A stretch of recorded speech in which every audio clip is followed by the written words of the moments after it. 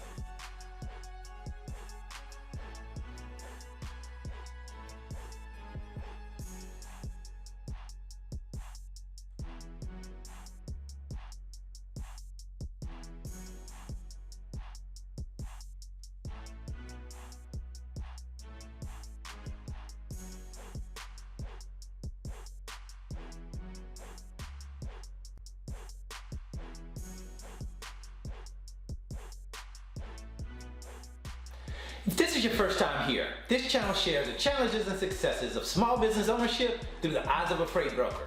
If you're interested in starting a freight broker business, or perhaps you're considering another small business and want to know what it's really like to be a 24/7 entrepreneur, then you're in the right place. Subscribe to my channel for weekly videos released on Mondays about overcoming the challenges of a freight broker business and winning as small business owners. We believe in starting small and growing big. And if you like the content, please smash that like button and share this video with your network. And don't forget to hit that notification bell to be notified every time I release a new video. Okay, so I want to make it clear, you do not need a system like the one that I'm going to share with you today to get started in your freight broker business. As a matter of fact, I suggest a system like the one that I had before, which was a Dell i5 processor with 8 gigabytes of RAM. I believe in the start small and grow big concept. Keep your overhead low in the beginning and let the business determine when it's time to upgrade to more advanced systems. Keep in mind, I was using the system that I just replaced for the last 5 years. So check the description box for a startup freight broker office setup and leave a comment and let us know what type of system you're currently using. So during the last couple of weeks, I've been trying to figure out what new computer system I'd get to replace my old system, and also what changes I was going to make to my office to give it a new look and feel for the 2020. I spend a lot of time in my office, so I think it's important to ensure that the office is comfortable and organized. That way, I don't mind spending time in it. So last week, I had finally come to a decision. I had decided to purchase an HP Spectra with an i7 processor and 16 gigabytes of RAM. Put two 25-inch HP monitors beside it. Everything is good to go, right? Well, not really. There was a problem. As a matter of fact, there were two problems. Two big problems. Problem number one. After I got home with the computer, I realized that the computer did not work. I tried to power the computer on, but for some reason, it wouldn't power on. Now the power button was a bit different than what I was used to. It was a sliding power button versus the push button that we're used to seeing with laptops. So I was thinking maybe there was a power button somewhere that I may have been missing, that I hadn't discovered yet. Nah, the computer just didn't work, which turned out to be good, really good, because I didn't like it. I just didn't like the system. I didn't like the monitors, I didn't like the computer. It just wasn't what I wanted. So I boxed everything up and sent it back. Now I was back to where I started, so then I decided to call Dell. And the second problem is, I was settling for the HP. I really wanted a Dell all along. I've always liked Dell as a business computer, but I didn't want to wait for Dell to send the system through the mail. I wanted to use it immediately. And I didn't want the double screen setup any longer either. This time, I wanted one monitor that would display multiple screens, and I found it. But first, I decided to look for a computer with the memory and speed that could handle my daily workload without having issues. My research led me to the Dell Latitude 5500.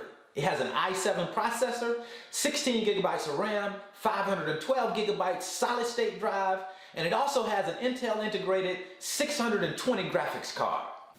This bad boy does everything that I needed to do. Now the only thing left to do is to get a monitor, but not a regular monitor. A big bad monitor. The baddest monitor in my book. So my research brought me to two monitors, the Dell 49-inch Ultra Sharp monitor and the Samsung 49-inch monitor. I eventually chose the Dell 49-inch Ultra Sharp monitor because it was more of a workstation, and it also allowed me the ability to go in and open up multiple windows at the same time and be able to view all of those windows clearly. In my research, you wouldn't be able to do that so much with the Samsung.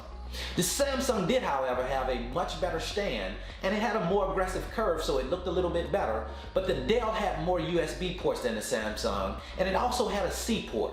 One of my major objectives was to use the least amount of wires when I was connecting my computer. I'm not using a traditional CPU. My laptop functions as my CPU. Only one cable, the C port, connects the computer to the monitor. And I'm using one power cord. And to me, really, the Samsung was more of a gaming monitor, and the Dell was exactly what I needed. So this is a system that I really wanted, and so far I'm loving it. This is not a sponsored video.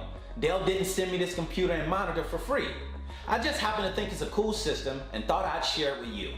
Remember, you can have a beautiful office setup with expensive computers and monitors, but if you're not making any money, you just have a pretty setup. Once you receive your computer, you have the office all set up, and now you're ready to learn more about the freight broker business, go over to my website and check out brandonthefreightbroker.com, wait for the pop-up to appear, and sign up for my free 5-video series titled How the Load Movement Process Works. This video series provides you the unique opportunity of watching over my shoulder as I set up loads for movement, talk to shippers and carriers to negotiate load movement, show you all of the paperwork involved with moving a load from point A to point B, and finally, executing the movement and getting paid. Lots of people are talking about how freight brokers move loads and make money, but I'm the one that's showing you how it's done for free. So don't miss out. Register at www.brandonthefreightbroker.com. And if you want additional information about the freight broker business, check out my video called How Much Does It Cost to Be a Freight Broker? Or the 5 Reasons Freight Brokers Fail and How You Can Avoid Those Pitfalls. Be sure to tune into my next video titled The Freight Broker Fix for Self-Employment Taxes. I hope this information was helpful. Thank you so much for spending some of your time with me today. I wish you well in all that you endeavor to do. See you at the top, because the bottom is much too crowded.